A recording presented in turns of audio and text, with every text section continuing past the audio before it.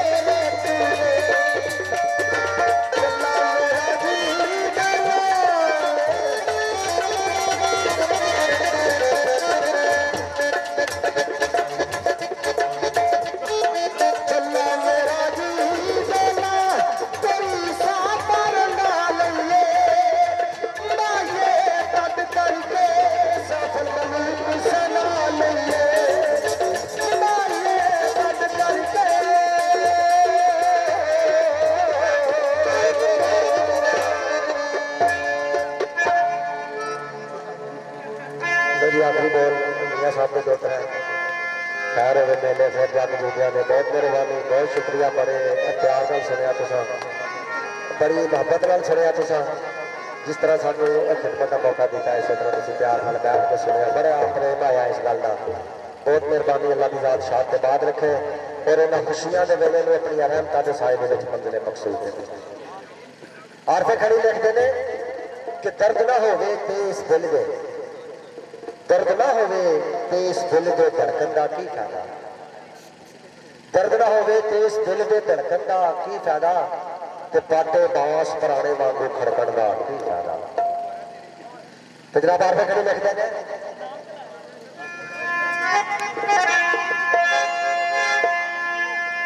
ਉਹ ਰਹਿਮਤ ਦਾ ਮੀਂਹ ਵਰਪਾ ਖੁਦਾਇਆ ਤੇ ਬਹੁਤ ਸ਼ੁਕਰ